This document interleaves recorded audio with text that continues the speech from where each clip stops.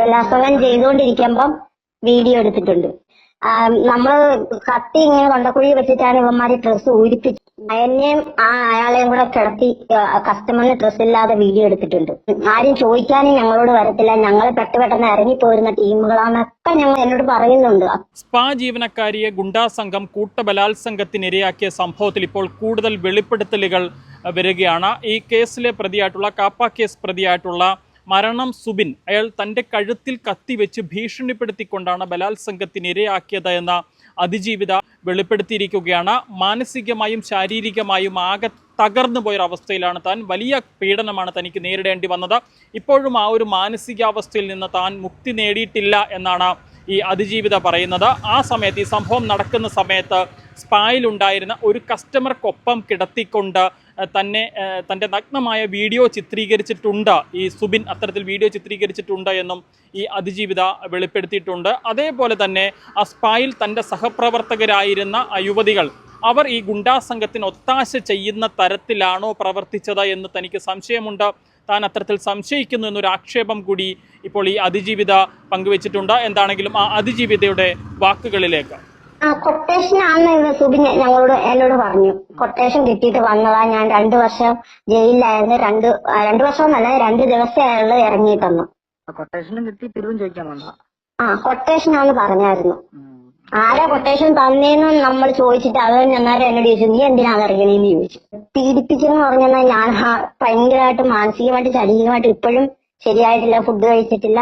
അതുപോലെ വേദനയും മറ്റേ ഒരുപാട് ഗുളികകൾ വാങ്ങിച്ച് ഞാൻ കഴിച്ചുകൊണ്ടിരിക്കുക. എനിക്ക് ഒരു നിമിഷം ഇരിക്കാനോ നിൽക്കാനോ ഒന്നും പറ്റുന്നില്ല. അത്രയ്ക്ക് ഉപദ്രവിച്ചു അവനവിടെ. കസ്റ്റമറിനെ കൊണ്ടാണ് എന്നെ വീഡിയോ എടുപ്പിച്ചത്. കസ്റ്റമറിന്റെ ഡ്രസ്സെല്ലാം മാറ്റിയിട്ട് കട്ടിലെ കടത്തി എന്നെ ആയിട്ട് വീഡിയോ എടുത്തിരിക്കണത്. മേളിലൊരു കസ്റ്റമർ ഉണ്ടായിരുന്നു സാർ അന്നേരം ഇവന്മാര് ചെല്ലുമ്പോ. ആ കസ്റ്റമറിനെ അവര് ശരിക്കും ഉപദ്രവിച്ചു. അത് ജീവിച്ചിട്ടുണ്ടോന്ന് പോലും അറിയത്തില്ല. അതുപോലെ അതിന് ആണായിരുന്നു. 10-28 വയസ്സ്. എന്നെയും അയാളെയും കൂടെ കിടത്തി കസ്റ്റമറിന് ഡ്രസ്സ് ഇല്ലാതെ വീഡിയോ എടുത്തിട്ടുണ്ട്. പിന്നെ എന്റെയും ഡ്രസ്സ് ഇല്ലാതെ കൊണ്ട് വീഡിയോ എടുത്തിട്ടുണ്ട്. ഈ ബലാത്സംഗം ചെയ്തുകൊണ്ടിരിക്കുമ്പം വീഡിയോ എടുത്തിട്ടുണ്ട്. നമ്മള് കത്തി ഇങ്ങനെ തൊണ്ടക്കുഴി വെച്ചിട്ടാണ് ഇവന്മാര് ഡ്രസ്സ് ഊരിപ്പിച്ച്. അവന്മാര് പറയുന്നുണ്ട് ബാക്കിയുള്ളവന്മാര് വെളിയിൽ പോയത് വാനിൽ വരും, വടിവാളൊക്കെ ആയിട്ട് വാനിൽ ഇപ്പൊ തന്നെ വരും, നിങ്ങളെ 3-നെയും പൂശി ഇവിടെ ഇട്ടാല് ആരും അറിയത്തില്ല, ആരും ചോദിക്കാനും ഞങ്ങളോട് വരത്തില്ല, ഞങ്ങൾ പെട്ടെന്ന് ഇറങ്ങിപ്പോരുന്ന ടീമുകളാണെന്നൊക്കെ എന്നോട് പറയുന്നുണ്ട്. അത്രയ്ക്ക് ഉപദ്രവം അവരെ. ഞങ്ങൾ പെട്ടെന്ന് ഇങ്ങോട്ട് ഇറങ്ങിപ്പോരുന്ന അതിലൊരു കാപ്പിപ്പൊടി കളറിലെ ബനിയനിട്ട, കഴിഞ്ഞ ദിവസം മിഷന് പോയില്ല, അതിന്റെ കാപ്പിപ്പൊടി കളറിലെ ബനിയനിട്ട ആ ചെറുക്കനാണ് എന്നോട് പറയുന്നത്, പുറത്തു പോയവന്മാര് വാനിൽ ഇപ്പൊ വരും വടിവാളുമായിട്ട്, ഞങ്ങളാരും ഒന്നും ചെയ്യത്തില്ല. ഇന്നലെ ഈ വാർത്ത പുറത്തു വന്ന സമയത്ത് ഗുണ്ടാ പിരിവിനെ ചൊല്ലിയുള്ള ഒരു തർക്കമാണ് ഇത്തരം ഒരു കൂട്ടബലാത്സംഗത്തിലേക്ക് നയിച്ചത് എന്നുള്ളതായിരുന്നു പോലീസ് ഭാഷ്യം. പോലീസ് പറഞ്ഞത് അത്തരത്തിലാണ്.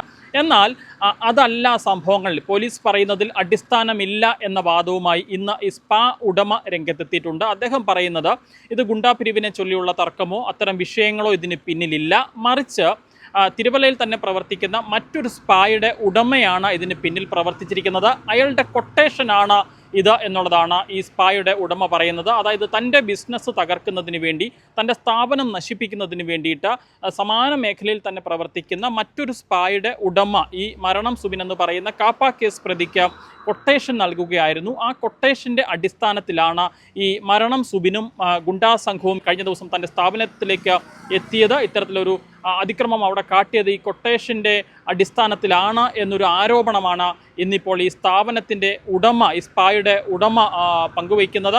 എന്താണെങ്കിലും സ്പാ ഉടമയുടെ ഈ വെളിപ്പെടുത്തലിന് പിന്നാലെ പോലീസിനെതിരെയും ഗുരുതരമായ ആരോപണങ്ങൾ ഉയരുന്നുണ്ട്. ഈ കൊട്ടേഷൻ നൽകിയ സ്പാ ഉടമയെ അല്ലെങ്കിൽ ആ ഒരു സ്ഥാപനത്തെ സംരക്ഷിക്കുന്നതിന് വേണ്ടിയിട്ടാണ് പോലീസ് ഇത് ഗുണ്ടാ പിരിവിൻ്റെ പേരിലുള്ള ഒരു അതിക്രമമാക്കി മാറ്റിയത് എന്നും ആരോപിക്കുന്നുണ്ട്. തുടക്കത്തിൽ തന്നെ ഈ സംഭവം ഇന്നലെ നമ്മൾ റിപ്പോർട്ട് ചെയ്തപ്പോഴും പറഞ്ഞിരുന്നതാണ്. കഴിഞ്ഞ ദിവസം ഈ ഒരു സംഭവം തിരുവല്ലയിൽ ഉണ്ടായതിനു ശേഷം ആ സമയത്ത് തന്നെ ഇത്തരത്തിൽ ഒരു സംഭവം തിരുവല്ലയിൽ ഉണ്ടായിട്ടുണ്ട് എന്ന് മാധ്യമങ്ങൾക്ക് വിവരം ലഭിച്ചിരുന്നു.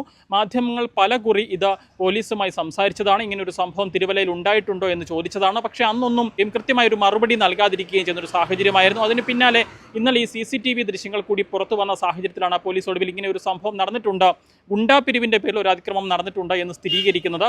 കേരള കേരള മനസാക്ഷിയെ തന്നെ ഞെട്ടിക്കുന്ന തരത്തിലൊരു സംഭവമാണ് തിരുവല്ലയിൽ ഉണ്ടായത്. പട്ടാപ്പകൽ ഒരു സ്ഥാപനത്തിലേക്ക് ഒരു സംഘം ഗുണ്ടകൾ അതിക്രമിച്ചു കയറുന്നു. അവിടെയുള്ള വനിതാ ജീവനക്കാരിയെ ബലാത്സംഗം ചെയ്യുന്നു. പിന്നീട് അതിൻ്റെ ദൃശ്യങ്ങൾ മൊബൈൽ ക്യാമറയിൽ പോലും ചിത്രീകരിക്കുന്നു. ഇത് കേട്ടുകേഴ്വി പോലും ഇല്ലാത്ത തരത്തിലുള്ള സംഭവമാണ് ഉണ്ടായത്. വളരെ ഗുരുതരമായ ഒരു കാര്യം കൂടി ഈ അതിജീവിത വെളിപ്പെടുത്തിയിട്ടുണ്ട്. ഈ കഴുത്തിൽ കത്തിവെച്ച ഈ സുബിനും സംഘവും തന്നെ ബലാത്സംഗം ചെയ്തതിന് ശേഷം തങ്ങളെ ഭീഷണിപ്പെടുത്തി, അതായത് തങ്ങൾക്കൊന്നും സംഭവിക്കാനില്ല, നീ എവിടെ പരാതി നൽകിയാലും ഞങ്ങളെ ആരും ഒന്നും ചെയ്യാനില്ല, ഉന്നത പിടിപാടുകളുണ്ട്, ബന്ധങ്ങളുണ്ട് എന്ന് പറഞ്ഞുകൊണ്ട് പോലും ഈ ഗുണ്ടാ സംഘം തന്നെ ഭീഷണിപ്പെടുത്തി എന്നുള്ളതാണ് ഈ അതിജീവിത പറയുന്നത്, അതിജീവിത വെളിപ്പെടുത്തിയിരിക്കുന്നത്. എന്താണെങ്കിലും ഈ പോലീസിനുള്ളിൽ തന്നെ ഇപ്പോൾ ഒരു ആഭ്യന്തര അന്വേഷണം കൂടി ആരംഭിച്ചിട്ടുണ്ട്. അതായത് പോലീസുകാർക്കും ഇത്തരത്തിലുള്ള സ്പാ നടത്തിപ്പുകാരുമായി ബന്ധങ്ങളുണ്ട്, ഇല്ലെങ്കിൽ അവിടുന്ന് ചില പോലീസുകാർ മാസപ്പടി കൈപ്പറ്റുന്നുണ്ട് എന്നൊരു ആരോപണമൊക്കെ വന്ന സാഹചര്യത്തിൽ പോലീസിനുള്ളിൽ ഒരു ആഭ്യന്തര അന്വേഷണം കൂടി ആരംഭിച്ചിട്ടുണ്ട്. അത്തരത്തിലുള്ള ആളുകൾ ആരാണ് എന്ന് കണ്ടെത്താനുള്ള അന്വേഷണം ആണ് ഇപ്പോൾ നടന്നുകൊണ്ടിരിക്കുന്നത്. അവർക്കെതിരെ നടപടി ഉണ്ടാകുമെന്നുള്ളതാണ് മനസ്സിലാക്കാൻ സാധിക്കുന്നത്. തിരുവല്ലയിൽ നിന്നും ക്യാമറമാൻ അരുൺ മലയിലിനൊപ്പം Rahul Irumpukuzhi, focus news TV.